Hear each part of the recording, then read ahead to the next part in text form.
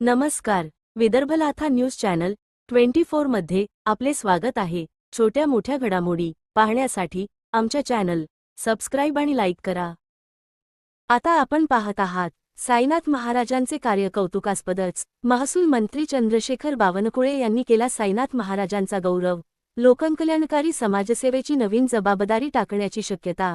श्री क्षेत्र माहूर तालुका. प्रतिनिधी शेखर रफिक. गाईड माहूरगड. श्री आनंद दत्तधाम आश्रम माहूरगडाचे महंत राष्ट्रसंत दभप साईनाथ महाराज वसमतकर यांच्यावर महाराष्ट्र शासनाकडून ITIचे मार्गदर्शक स्वच्छ अभियानाचे ब्रँड अँबेसिडर म्हणून जबाबदारी टाकण्यात आल्यानंतर त्यांनी महाराष्ट्र राज्यासह राज्याबाहेरही निष्काम सेवा केल्याने त्यांच्याकडून राबविण्यात येत असलेले सप्तसूत्री कार्यक्रम, ज्यामध्ये स्वच्छता अभियान, शिक्षण, अंधश्रद्धा निर्मूलन, महिला सक्षमीकरण, वृक्षारोपण, पाणी जिरवा, पाणी वाचवा, प्रदूषण नियंत्रण, व्यसनमुक्ती, शेतकरी आत्मचिंतन, रक्तदान शिबिर, आध्यात्मिक जीवनाचा उद्धार यासह विविध कार्यक्रम राबवून शासनाकडे कार्यप्रगती अहवाल सादर केल्यानंतर महसूल मंत्री चंद्रशेखर बावनकुळे, मंत्री आशिष शेलार यांनी त्यांचे कौतुक करत अभिनंदन केले.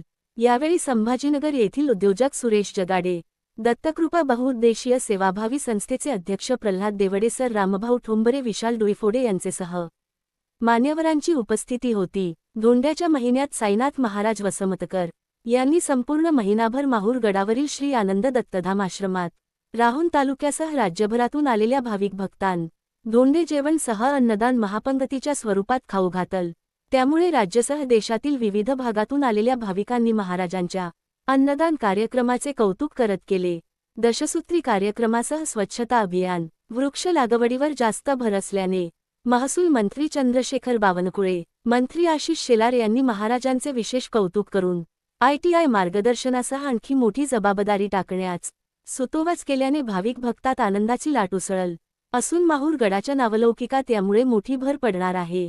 ITIचे प्रमुख मार्गदर्शक स्वच्छता दूत राज्याचे ब्रँड अँबेसिडर म्हणून नियुक्ती झाल्यानंतर दभप साईनाथ महाराजांनी राज्यभरात असलेल्या सर्व ITI शाखांमध्ये जाऊन स्वच्छता अभियान, वृक्ष लागवड करून मार्गदर्शन केले असून शाळेमध्ये मार्गदर्शन करणे, साहित्य वाटप, विविध उपक्रम महाराजांच्या भक्तमंडळी करून राज्यभरात सुरूच असल्याने महाराष्ट्र शासनाकडून मोठी जबाबदारी टाकण्याची शक्यता निर्माण झाल्याने भाविक भक्तासह मान्यवराकडून राज्य शासनाकडून लोककल्याणकारी समाजसेवेची मिळणारी नवीन जबाबदारी उचलण्याची तयारी सुरू झाल्याचे भक्तमंडळीकडून सांगण्यात येत आहे. विदर्भ लाथा न्यूज चॅनल 24. आमच्या चॅनलला लाईक आणि सबस्क्राईब करा.